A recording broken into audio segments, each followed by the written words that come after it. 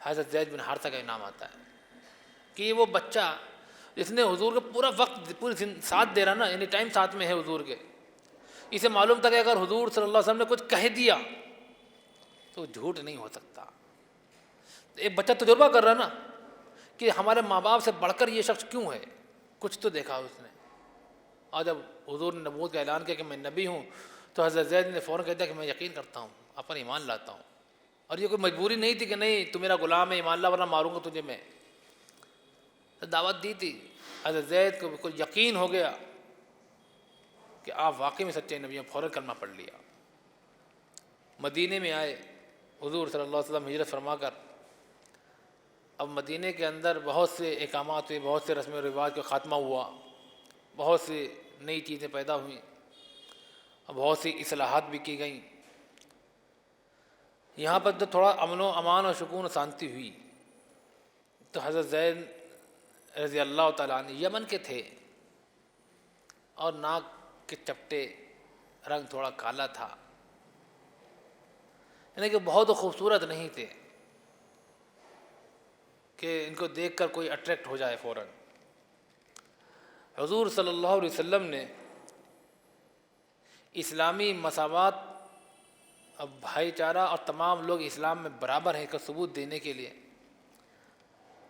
اپنی پھوپھی ذات بہن حضرت زینب رضی اللہ تعالیٰ عنہا کا نکاح حضرت زینب سے کرانے کا مشورہ کیا کہ حضرت زینب سے کہا کہ زینب تم میری پھوپھی ذات بہن ہو، میں تمہارے لیے کوئی برا نہیں سوچوں گا، میں تمہارے لیے خیر خواہی کروں گا، تم زینب سے نکاح حضرت زید سے نکاح کر لو اور بڑا فائدہ ہوگا اس کا۔ اسلام میں برابری، اسلام میں دکھانا مقصد ہے کہ اسلام میں دیکھو غلام کوئی نہیں، کوئی آقا نہیں، سب برابر ہے۔ اب حضور صلی اللہ علیہ وسلم کی شخصیت تھی کہ اب کیا کرا جائے، کہ یہ آپ کا مشورہ ہے یا حکم ہے؟ کہ میرا مشورہ ہے، بہتر ہے، میری رائے ہے کہ تم زید سے نکاح کر لو۔ اب حضرت زینب راضی نہیں ہو رہی ان کا، کیونکہ ابھی اسلام لائے ہوئے زیادہ وقت نہیں گزرا، وہ خاندانی سیادت، میں چودھری ہوں، میں خاں صاحب ہوں، میں سید صاحب ہوں، یہ جو انا تھی نا ابھی گئی نہیں تھی قریش کے اندر سے، اگرچہ اسلام نے اس کو بہت دبا دیا تھا لیکن ابھی مٹی نہیں تھی۔ حضرت زینب نے یہی چیز آگے، میں اس غلام سے نکاح کر لوں، غلام تو ہے، کبھی غلام رہا ہے یہ آدمی، اور پھر شکل و صورت بھی اتنی اچھی نہیں ہے، ہمارا دل نہیں بھر رہا۔ حضور نے کہا کر لو، کر لو۔ بڑی منت و سماجت کی حضور نے حضرت زینب سے، اور بالآخر حضرت زینب کو راضی کر لیا حضرت زید بن حارثہ رضی اللہ تعالیٰ عنہ سے نکاح کرنے کے لیے۔ نکاح ہو گیا، کچھ دن گاڑی چلتی رہی، لیکن یہ پھر آئے دن چپکڑش ہونے لگی، دونوں میں بحث ہونے لگی، بات بات پر کھینچتان ہو رہی۔ حضرت زینب رضی اللہ تعالیٰ عنہ اور حضرت زید رضی اللہ تعالیٰ عنہ دونوں جنتی ہیں، دونوں جنتی ہیں، ایک شہید ہیں، ایک ام المؤمنین کہلائیں گی آگے، ایک شہید ہیں،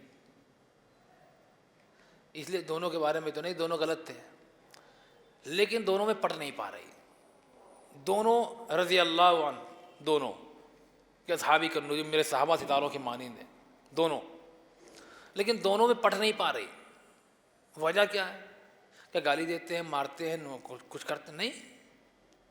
حضرت زید بھی شرافت اور اخلاق کی بلندیوں پر تھے، حضرت زینب بھی شرافت اور اخلاق کی بلندیوں پر، پھر پٹ نہیں پا رہی دونوں کے اندر،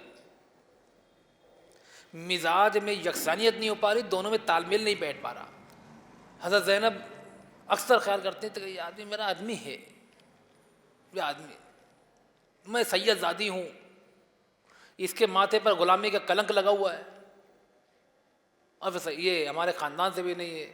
ٹھیک ہے، اسلام نے کہا ہے، ہم نے سر جھکا تو دیا اسلام کے احکامات کے آگے، ٹھیک ہے، لیکن ہمارا دور رہو، ایسا نہیں کرو، ہم نہیں کریں گے۔ اس طرح سے آئے دن تو میں ہونے لگی، بات حضور صلی اللہ علیہ وسلم تک پہنچ گئی، آئے دن جھگڑا، آئے دن دونوں میں جھگڑا ہو رہا، ایسا کر لو، ایسا نہیں کرتے ہم، میں میرا موڈ نہیں ہے بھائی کرو تم کو، ہم نہیں کریں گے تم. تو بات اس طرح سے محلے مطلب حضور تک پہنچ گئی، مطلب بات اچھی خاصی بڑھ گئی تھی. اور معلوم یہ ہوا حضور صلی اللہ علیہ وسلم کے دونوں میں اب نوبت طلاق کی آ گئی ہے. اب حضور صلی اللہ علیہ وسلم آ گئے، پہنچے فوراً کہ یہ کیا کر رہے تم لوگ، تمہیں تو میں نے ایک مثالی جوڑا بنایا تھا، تمہاری مثال میں بنانا چاہتا تھا ایک دنیا کے لیے کہ ہم یہ دکھانا چاہتے تھے کہ ایک غلام ایک آزاد سے شادی کر سکتا ہے، ایک آزاد عورت ایک غلام سے شادی کر سکتی ہے. ہم یہ دکھانا مقصد تھا.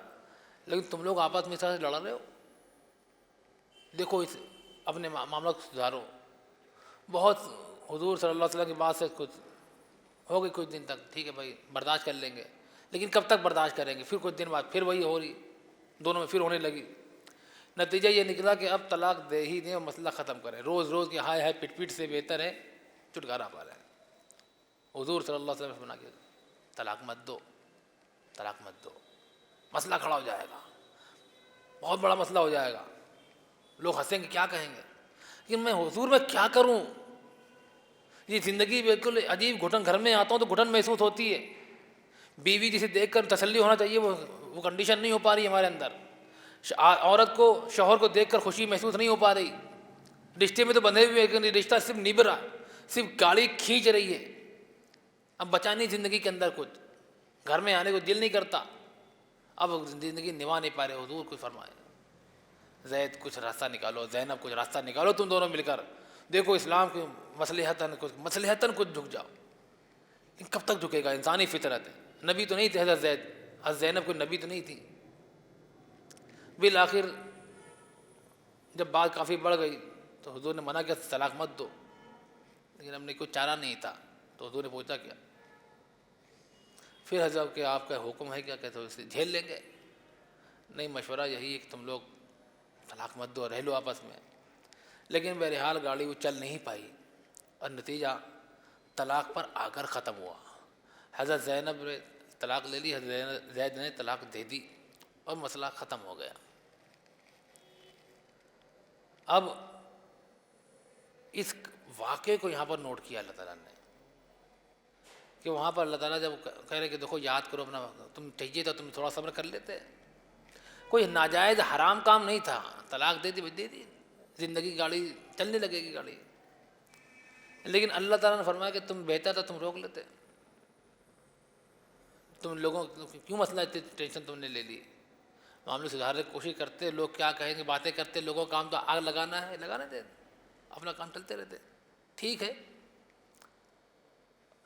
لیکن ایک ہوا کہ اللہ تعالیٰ نے بھی کہا کہ اس پہ تمہیں تھوڑا اور سوچنا چاہیے تھا، اس معاملے کو تمہیں آگے بعد میں دیکھ لیتا کبھی. لیکن خیر ہے وہ بہرحال وہ طلاق ہو گئی.